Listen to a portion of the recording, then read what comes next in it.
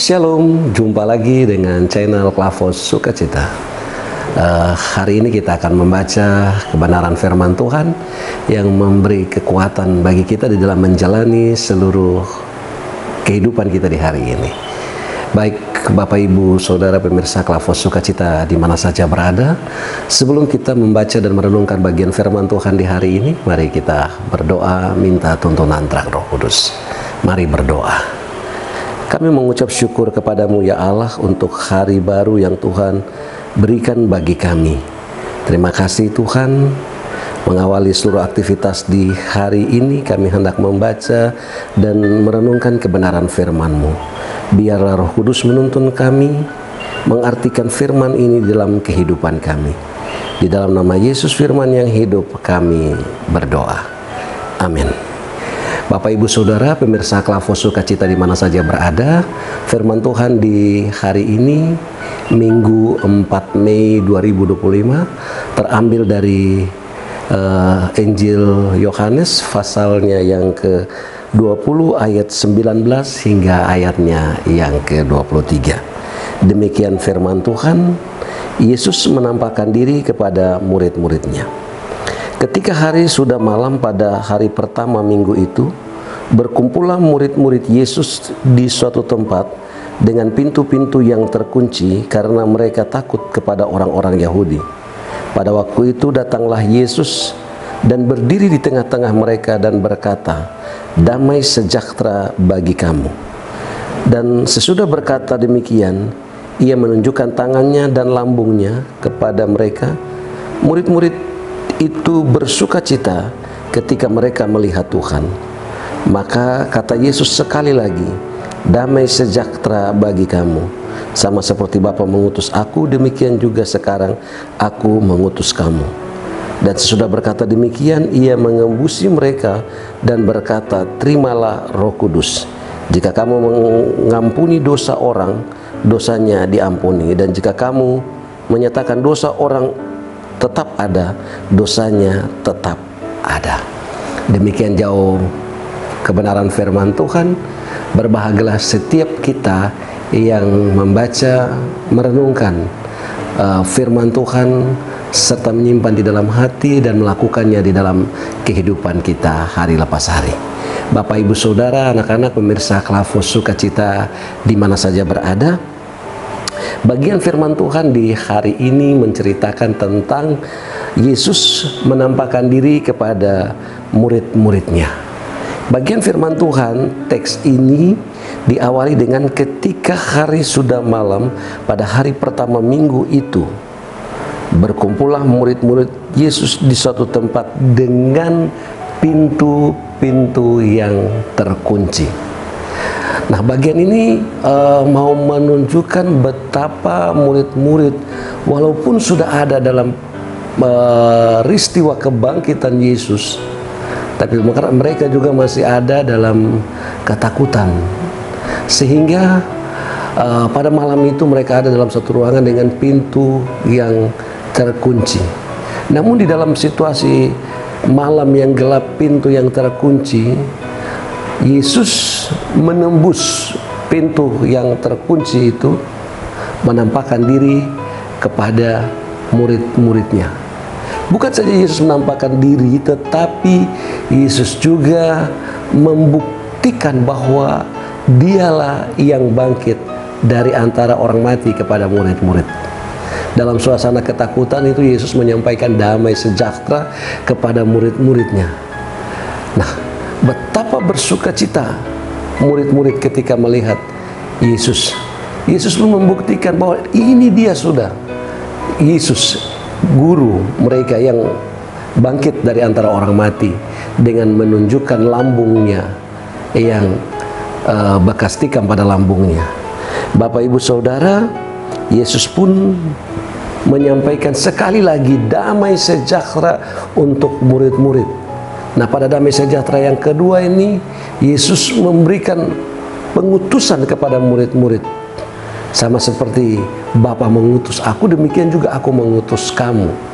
Bahkan pengutusan itu juga Yesus memberikan kepada mereka Roh Kudus yang akan menuntun mereka. Sehingga di dalam Roh Kudus itu, jika mereka mengatakan orang itu berdosa, berarti dosanya tetap ada. Jika dosanya mereka menyatakan tidak ada, dosa orang itu tidak ada.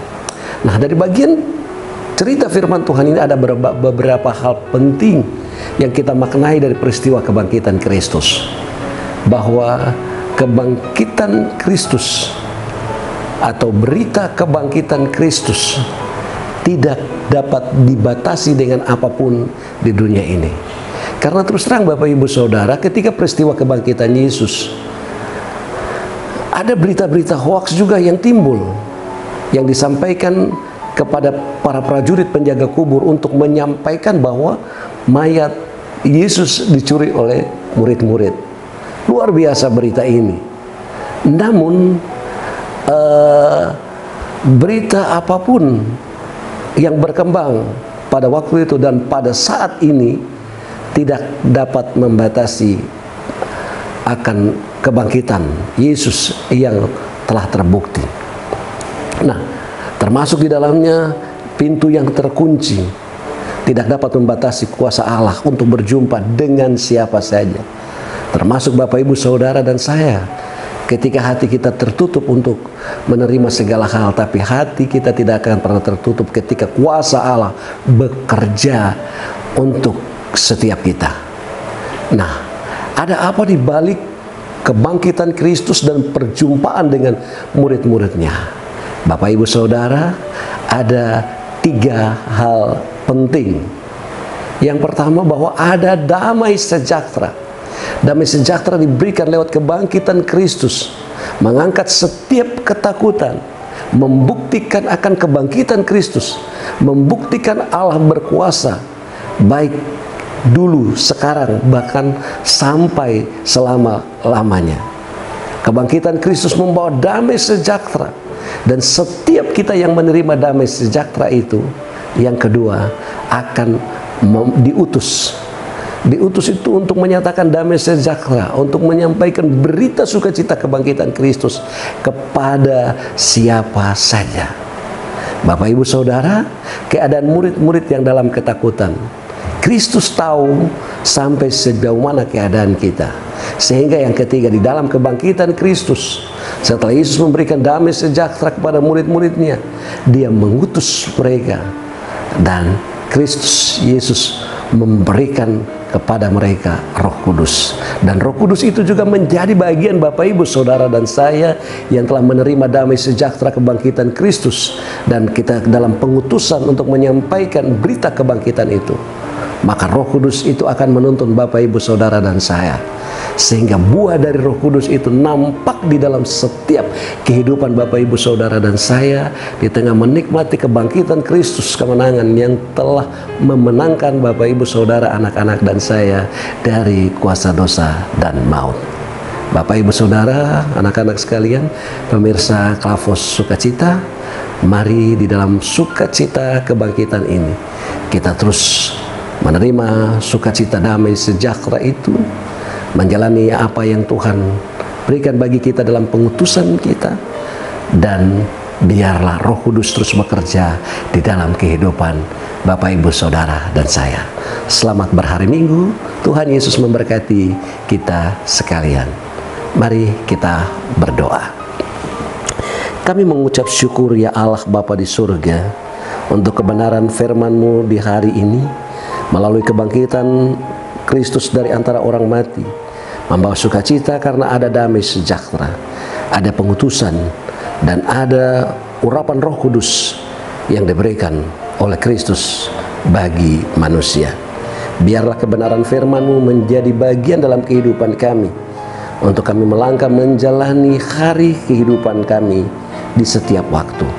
Terima kasih Bapa. Allah terus memberkati setiap pemirsa Klavos Sukacita yang mendengarkan kebenaran firman-Mu melalui channel ini. Diberkati senantiasa. Apabila ada pergumulan-pergumulan yang berat yang dihadapi, kami berdoa dan kami minta di dalam nama Yesus, Tuhan angkat bagi umat-Mu. Kru Klavos Sukacita, baik para pelayan tetapi juga hamba Tuhan yang terus menyiarkan kebenaran firman-Mu melalui channel ini, biarlah diberkati Tuhan senantiasa. Terima kasih Bapa, biarlah kasih karunia dan damai sejahtera-Mu menyertai kami sekalian dari sekarang ini sampai selama-lamanya. Amin.